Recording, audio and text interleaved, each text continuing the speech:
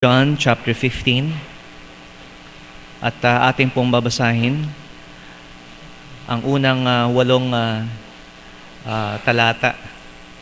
John 15 verse 1 to 8.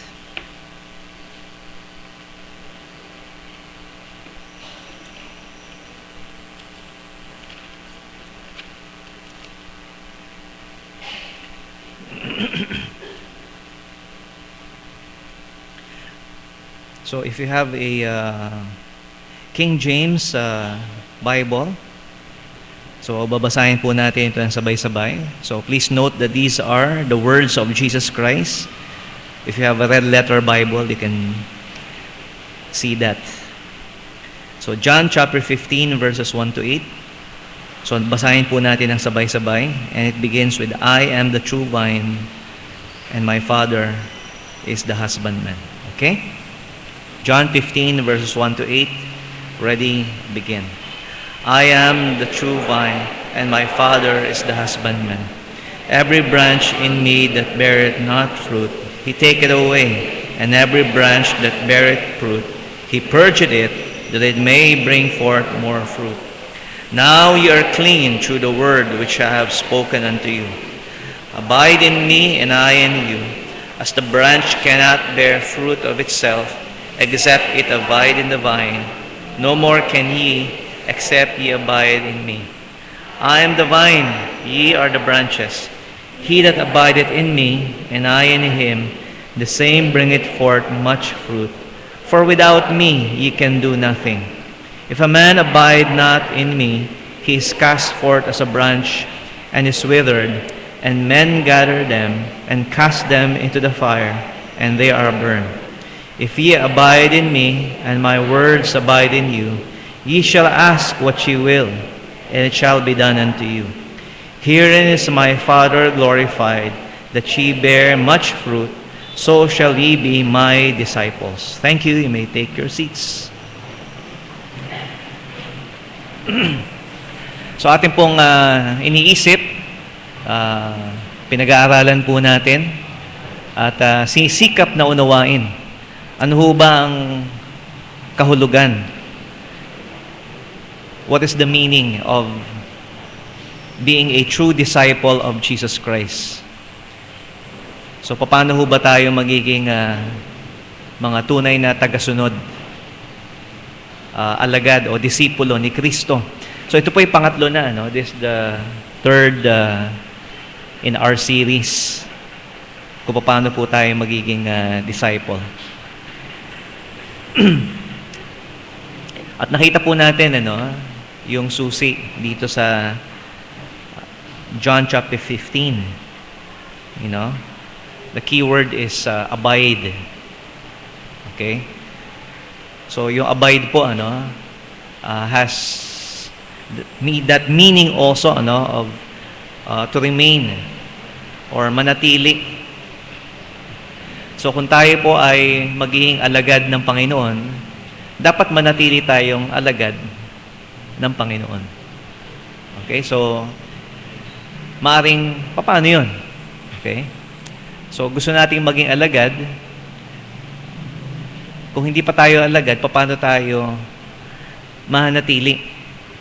Okay? So, that idea po of continuing o yung magpatuloy ay makikita po natin yan hindi lamang dito sa John chapter 15. Okay? Sa abide in me. Okay? And my words abide in you. But Christ also mentioned it. Binanggit po ito ni Jesus sa Luke chapter 8 verse 31.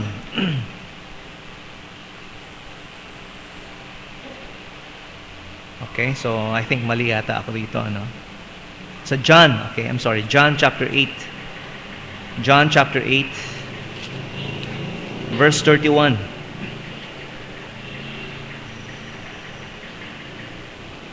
Okay?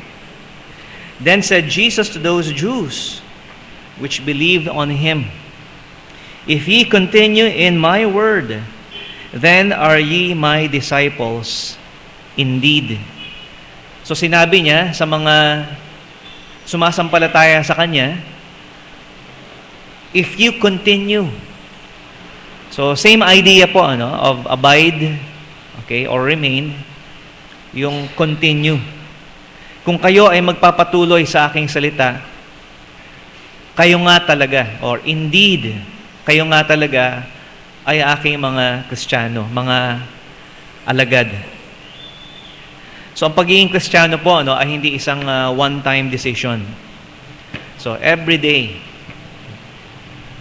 you have to make that conscious decision na tayo po ay magpapatuloy para sa Panginoon. So, nabanggit po natin,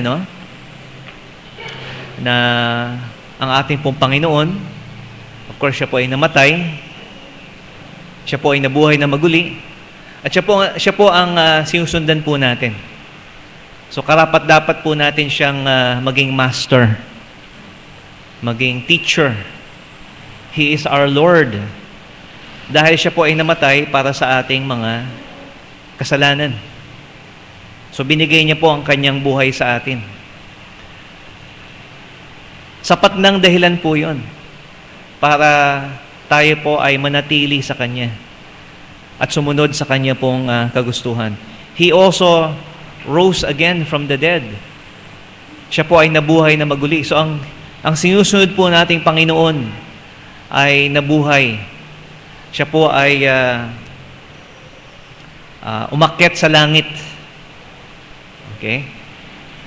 So, mahalaga po na maintindihan po natin yan dahil siya po ay sa mga oras na ito ay buhay na naghahari po in heaven and so in earth. And so what we are following is a risen, a crucified, and also a risen Savior. Pero balikan po natin yung kanya pong mga salita. Bago pa siya mamatay, bago pa siya mabuhay na maguli, bago siya umakyat sa langit, ay inoffer niya na po ito pong pagiging disciple sa Matthew 16.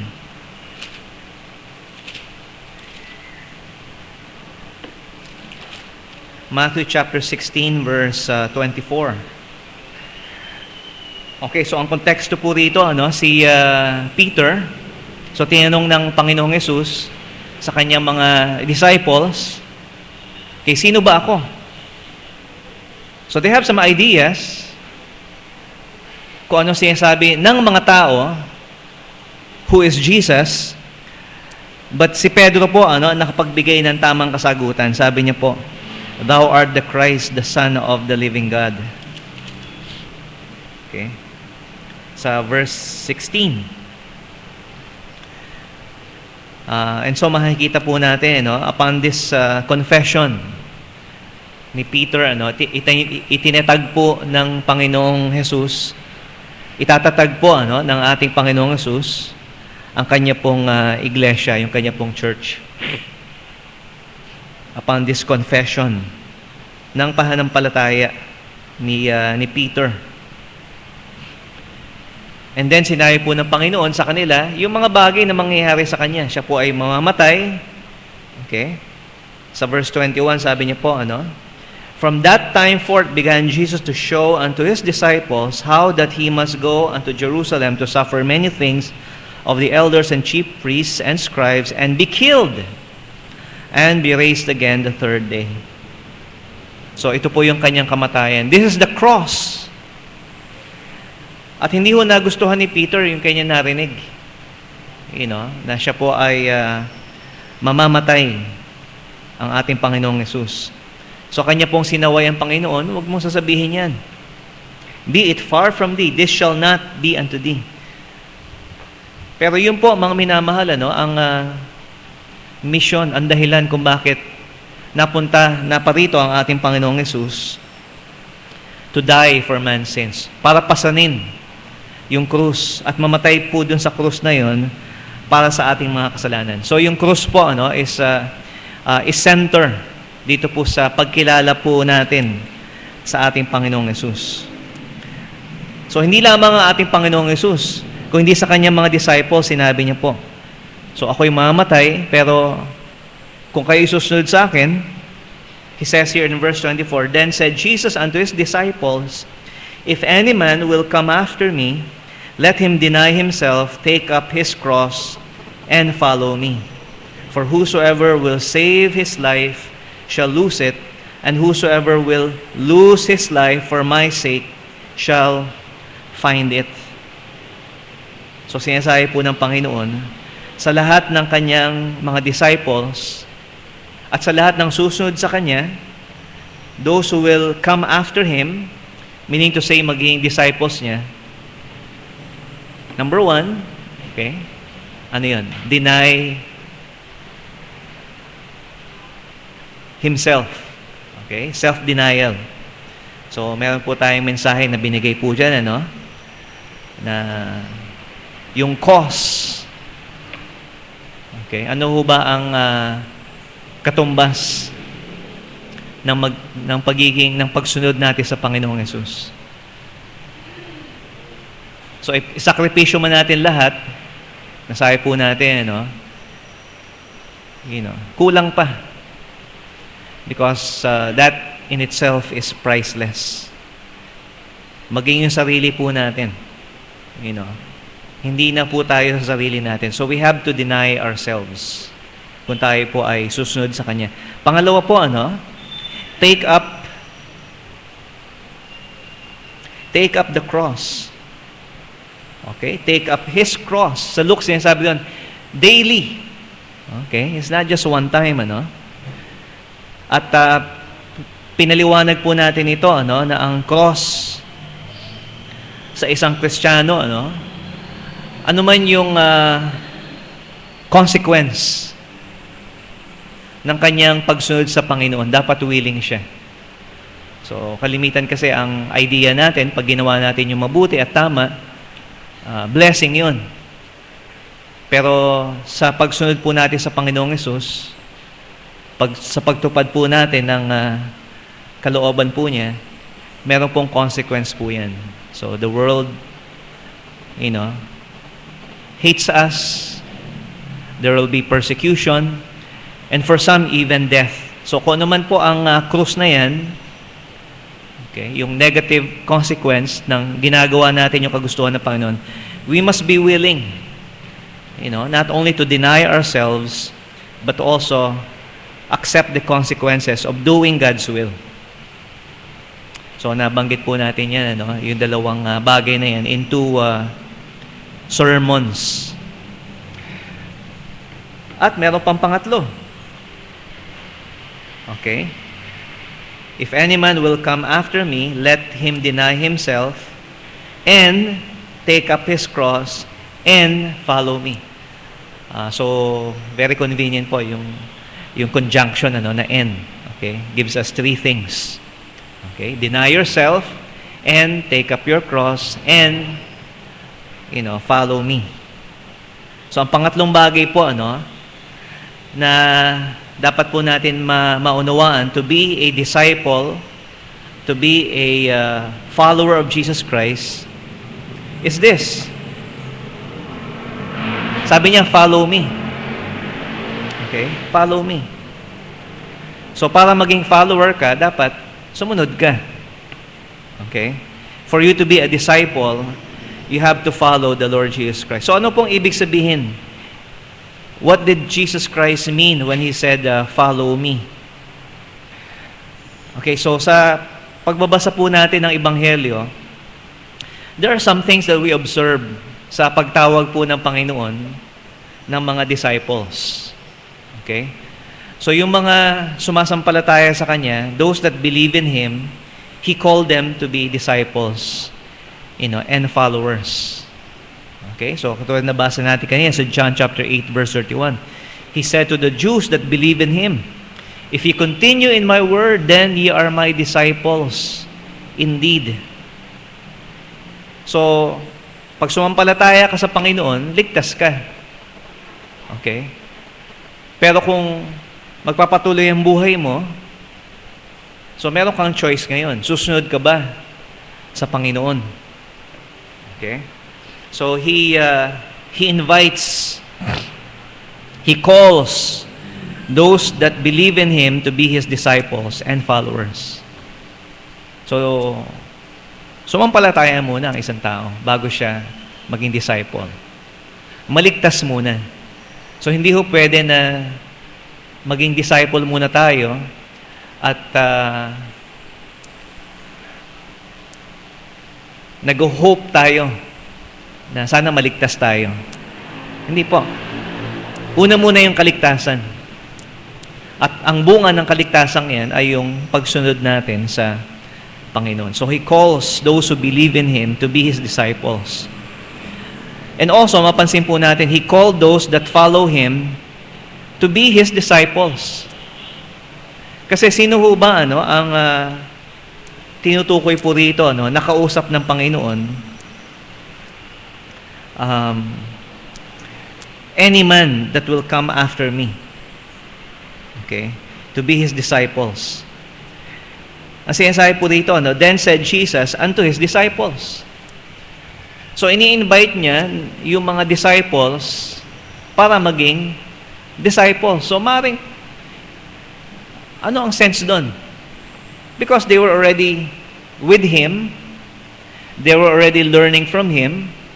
Okay? And a disciple is that also, a learner. So, bakit niya ini-invite? Bakit niya tinatawag yung mga sumusunod sa Kanya para maging tagasunod niya? Okay?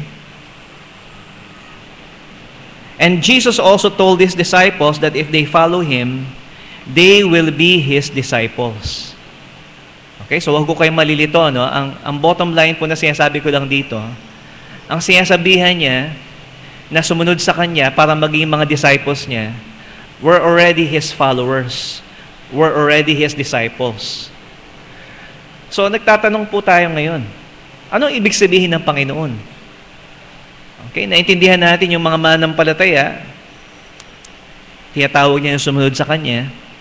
Ngunit yung mga sumusunod na sa Kanya, yung mga alagad niya, He still calls them to be His disciples. So parang redundant, hindi ho ba? Parang paulit-ulit. Okay? Ito pong call of Jesus to His disciples who were already following Him to be His disciples. Of course, hindi lahat ng sumusunod sa Kanya literal, yung nauna siya at mayroong mga tao sa likod niya. So, followers yon. Hindi ho lahat ng gumagawa noon, nung panahon ng ating Panginoong Jesus, ay mga tunay na disciples. Okay, so we note the multitudes were doing that. Si Judas din, Okay, one of the 12. So, there is, it seems, meron pa hong proseso na dapat pagdaanan ng isang disciple to be a disciple of Jesus Christ. So it is a process of being a disciple and still becoming a disciple. And it spirals back. So it circles back, bumabalik po yan, mga minamahal, to the gospel or to the cross of Jesus Christ. Okay? Meron pong kaugnayan po ito, as we shall see, yung sinasabi po ng Panginoon in the future tense. Sinabi niyo po sa Matthew chapter 4 verse 19, follow me, okay, and I will make you. Okay? Kung sumunod kayo sa akin, if you follow me, I will make you to become fishers of men. So meaning to say po, na kung ipapangaral nila si Kristo Jesus, if they will preach the gospel, which is the death, burial, and resurrection of Jesus Christ, sa Matthew chapter 20, verse 19 and 20, go ye therefore and teach all nations. Ibig sabihin po nun, mga minamahal, is to make disciples. So sinasabi po sa atin ng Panginoon dito, that person who is a disciple ay gagamitin ng Panginoon to be a fisher of men and also to be a disciple maker. Okay? So para maging ganap yung pagiging disciple mo ng ating Panginoong Hesus, dapat makapag-recruit ka ng iba na sumunod sa Kanya.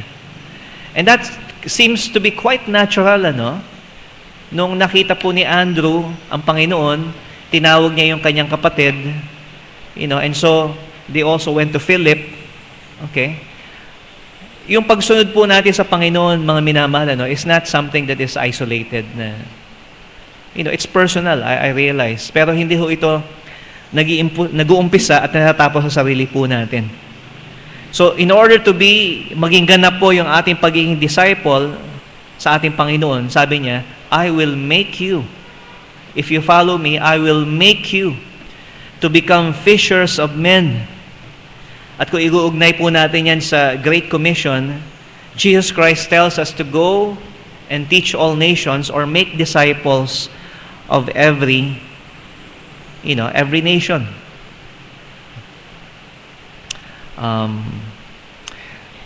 So we who are recruited, to be His followers, need also to recruit others. So yun po ang isang ibig sabihin when Jesus said, follow me. That is the consequence. If you follow Him, you also have to ask others,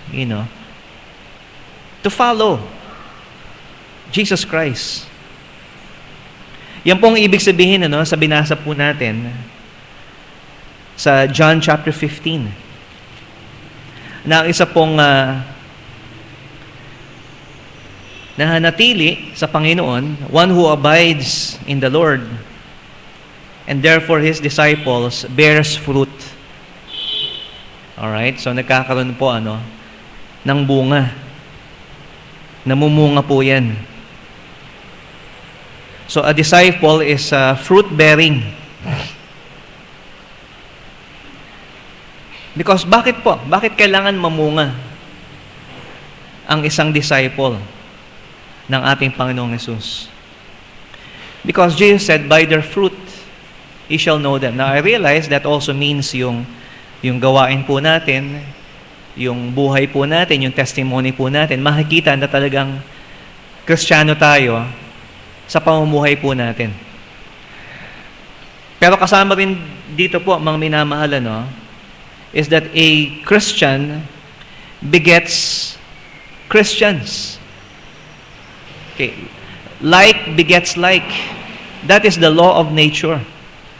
Di ba? Yung mangga, hindi pwedeng mamunga ng santol. Okay? Yung langka. Okay? Saan ba si langka? Ayan. Hindi pwedeng mamunga ng durian. Ewan ko lang, So kung ano po tayo, okay, yun po ang magiging bunga natin.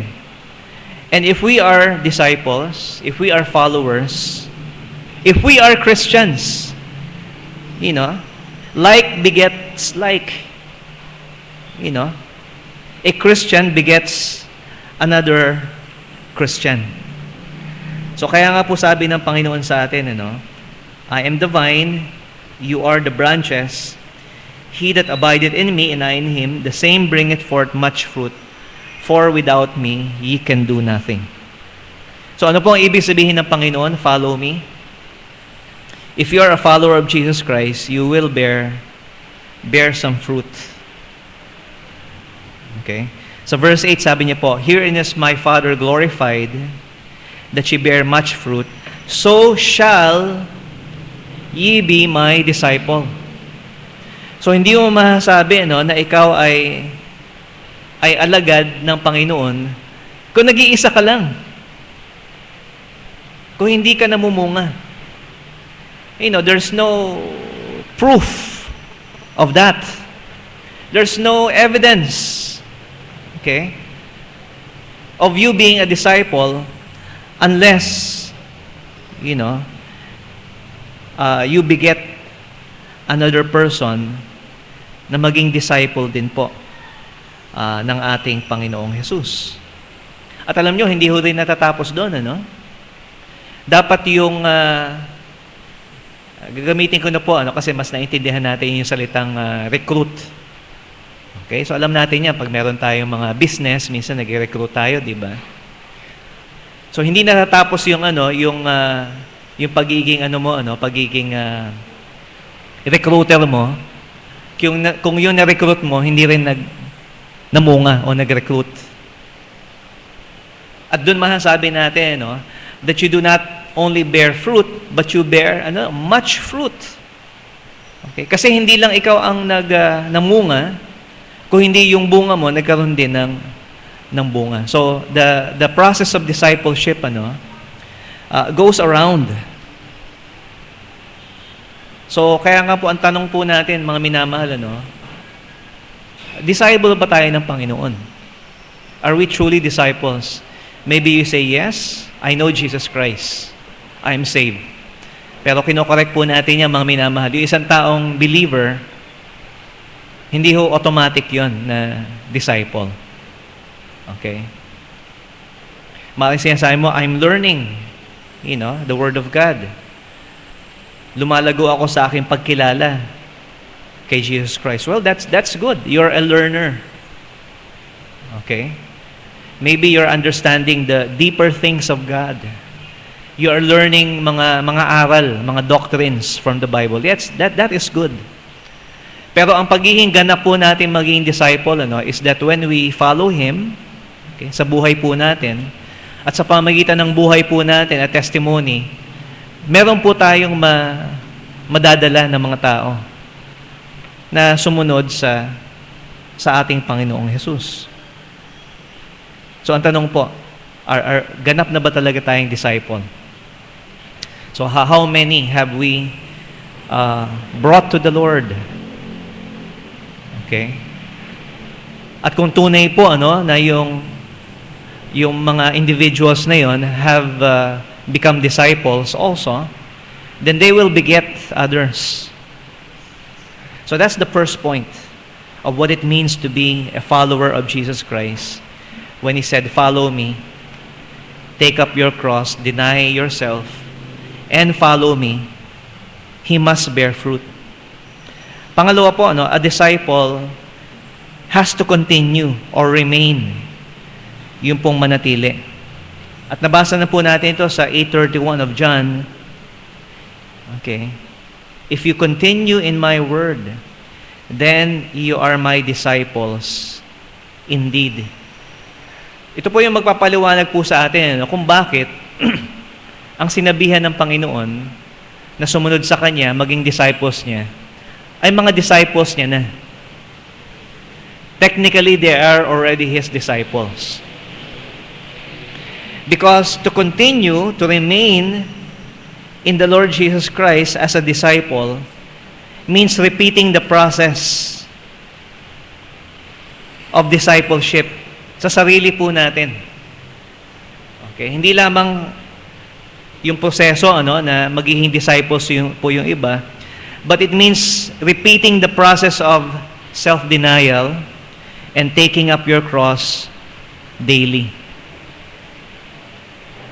So, alam niyo, nag-i-spiral po yan, mga minamahal, yung ating pagsunod sa Panginoon. There has to be continuous. Magpatuloy tayo dun sa sinasabi ng Panginoon na self-denial. And magpatuloy tayo dun sa pasan po natin ng krus daily. Okay, so alam ko nasa isip po natin, hindi maalis talaga sa isip natin yung literal na cross. Makakatulong po yan, of course.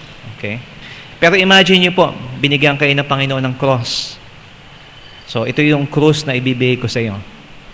The consequence of your obedience to me. So ito. Mabigat ba yung krus? Siguro mabigat, Pero sabi ng Panginoon, my grace is sufficient for you. So kaya mong dalhin yan. Daily. Araw-araw, pasan mo yung krus. Hindi mo pwedeng, day off muna ako ngayon. Hindi po. Sabi na pa, every day. Now, in the process po, ng self-denial and bearing the cross daily, I could imagine po, that darating po yung araw na pasan-pasan natin yung krus, parang wala lang, okay? Mabigat ba? Okay, mabigat, pero kaya ko na. Okay? You get used to it, Mahirap bang buhay mo? Yes, pero sanay na ako eh. Okay? Stressful bang buhay mo? Medyo stressful, pero okay lang. Okay lang ako. So, in other words, we get used to some things. Okay? Now, what if, sabihin po sa inyo ng Panginoon bukas, kinaumagahan, meron akong bagong krus na ibibigay sa iyo. At nakita mo, medyo mas malaki yung krus na ibibigay sa iyo ng Panginoon. Now, ano sasabihin mo? Will you say, yes, Lord, I will deny myself further and take up that cross? O sasabihin mo sa Panginoon, okay na ako rito. Okay na to. Ito na lang, Panginoon. Huwag na yan. Okay? So, in other words, mga minamahal, ito pong ibig sabihin po ng pagsunod natin sa Kanya, to abide in Him, to remain in Him, to continue in Him, has something to do with this process of taking up the cross again. Okay?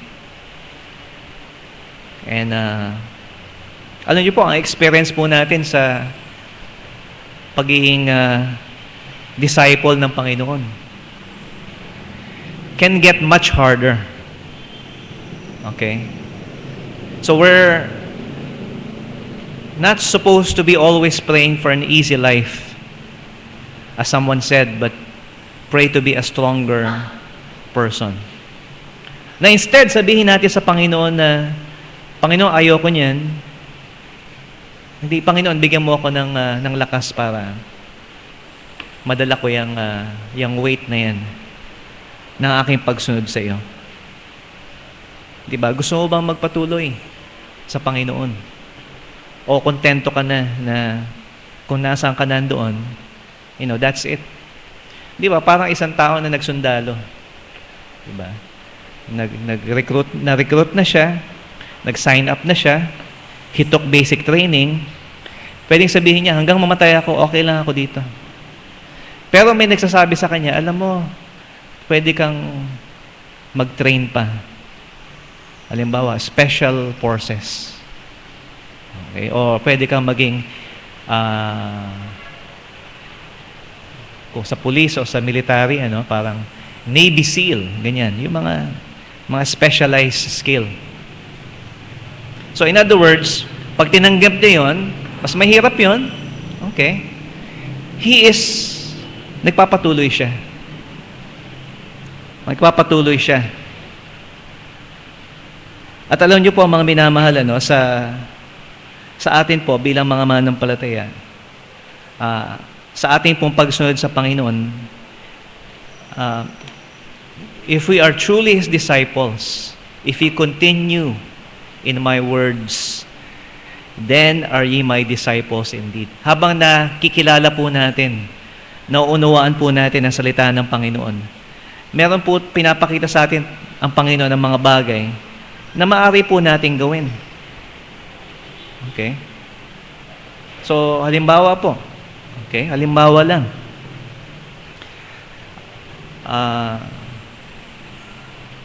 If you attend only Sunday services, are you a Christian? Yes. Okay, because you are worshiping God. Ginagawa mo yung part mo sa paglilingkod sa Panginoon. If you attend Sunday lang, then you are a Christian. Kailangan mo bang, do you need to attend all the services to be a follower of Jesus Christ? Well, I would say yes and no. Okay? Kung nais po nating magpatuloy sa ating paglago at paumunga bilang isang disciples, okay, then mahalaga po, mga minamahal, na madagdagan yung ating pong pagsunod sa Kanya. So, pwedeng sabihin natin, okay na tayo doon na, we attend all the services. Kailangan pa ba ako magturo ng Sunday school? Well, if that is what the Lord wants, why not? Okay? Kailangan ba akong, ipag-pray na to be a choir member, for example? Well, those things po, I'm just making some light examples. Okay? Hindi lahat tayo magiging pastor, hindi lahat tayo magiging missionary or Christian worker. But meron pong tawag sa atin, ang Panginoon, not just to remain in one place, but to move on. So kaya nga po, mga minamahal, it's important na maintindihan po natin na nagpapatuloy po tayo dito po sa self-denial, and taking up the cross. And maybe it's a different challenge for us. But that is how we continue and remain in Him. So, hindi lamang po tayo namumunga, hindi lamang po tayo nagpapatuloy in denying ourselves and bearing the cross and following Him, but the disciple of Jesus Christ depends on Christ to be a follower by asking in prayer. Okay, so ito po ang isang bagay po na we take for granted. Sumusunod tayo sa Panginoon, pero ang nagtitiwala tayo sa sarili po nating kalakasan.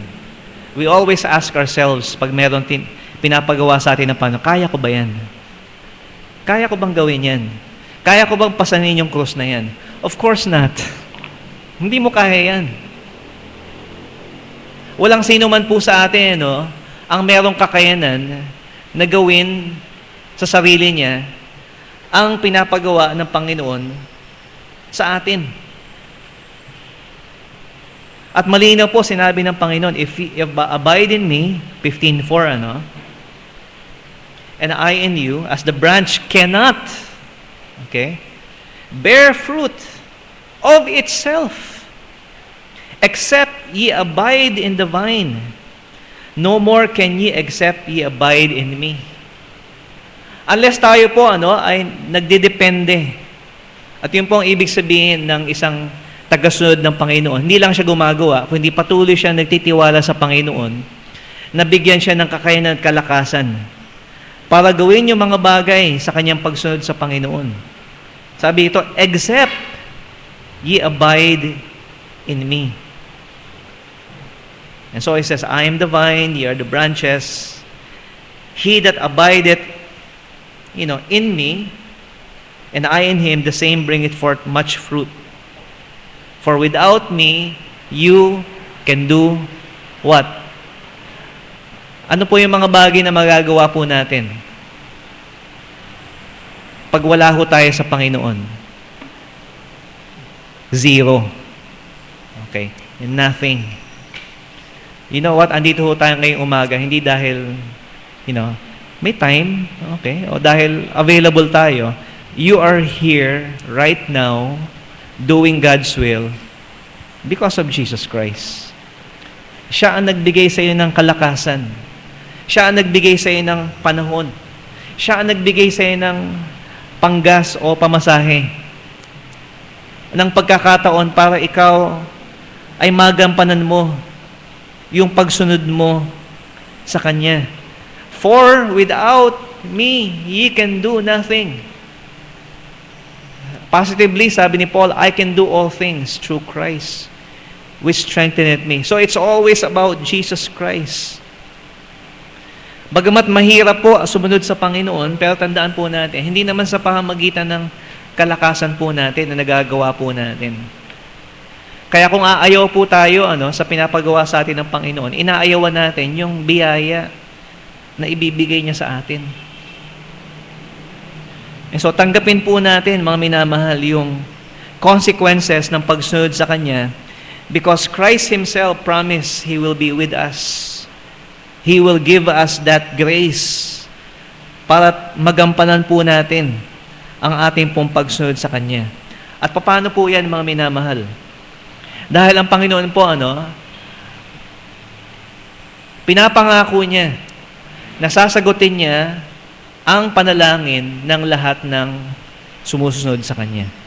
Pastor, saan mo nakita yun? Parang hindi ko yata nabasa yun eh. Well, it's not stated, that way, Pero sinasabi po rito, verse 7, "If ye abide in me, and my words abide in you, ye shall ask what ye will, and it shall be done unto you."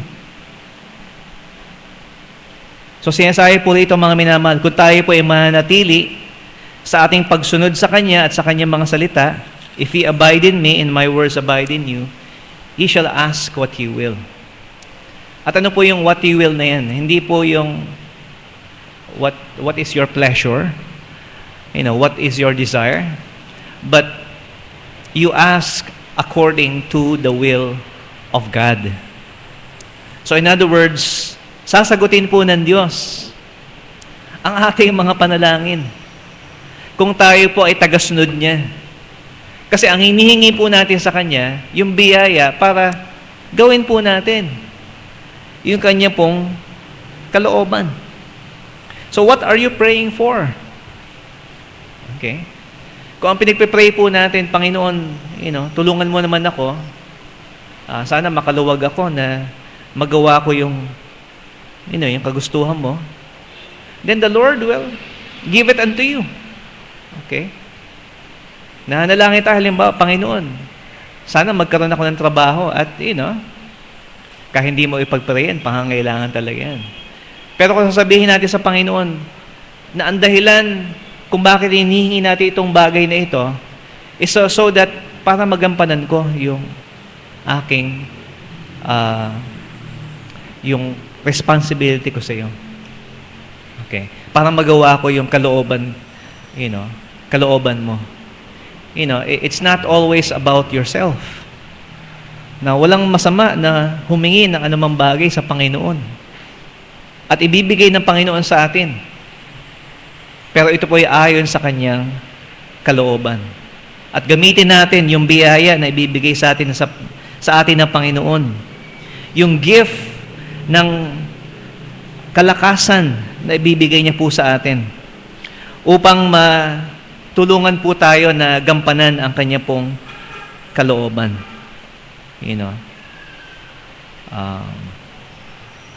Verse 8, "Herein is my Father glorified, that ye bear much fruit. So shall ye be my disciples. As the Father hath loved me, so I have loved you. Continue in my love. If ye keep my commandments, ye shall abide in my love, even as I have kept the Father's commandment, and abide in His love." So yung pinapagawa po sa atin ng Panginoon, to love God, to love one another, hey, we need to abide in that also. At bagamat ito po ay mahirap, mga minamahal, kung tayo po ay magde-depend sa Panginoon, if anything that we ask the Lord in prayer, He will give it to us. Okay?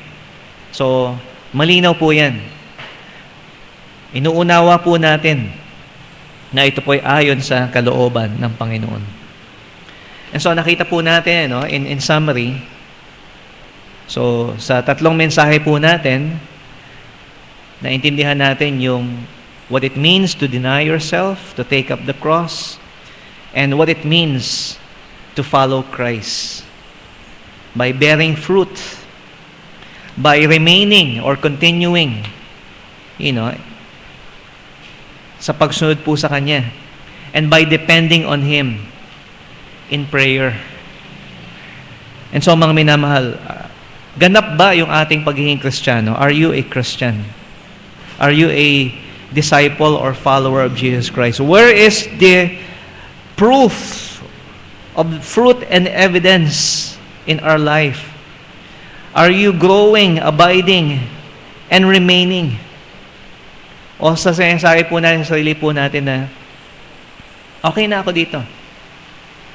And we do not think of the next challenge that the Lord may have for us.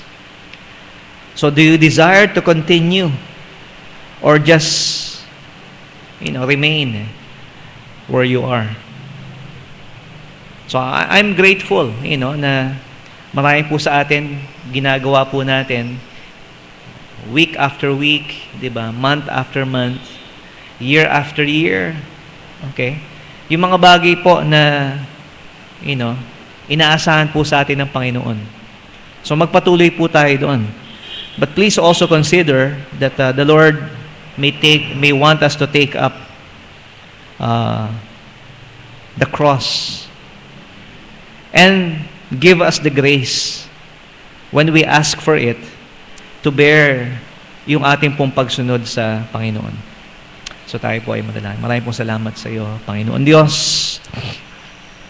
Truly, Lord, kahit ano po ang gawin po namin, kahit sabihin po namin po, Panginoon, na kaya po namin gawin ang mga bagay na ito na amin po nabanggit, hindi ho kami karapat-dapat, Panginoon, na maisip o tawagin, Panginoon, na maging Christians, maging mga tagasunod mo, Panginoon. Because we are not like you. At bagamat yun po ang aming goal po, Panginoon, sa aming sarili po, Panginoon, hindi kami magiging katulad mo. Tulungan mo po, Panginoon, ang bawat isang nandito. Kilala mo, Panginoon, kung sino ang mga anak mo. Kilala mo, Panginoon, kung sino po ang meron pong totoong pagnanasa na sumunod sa iyo. Tulungan mo, Panginoon, sila na sana po magampanan po nila sa biyaya mo, Panginoon, what it takes to be a disciple of Jesus Christ. In Jesus' name, amen.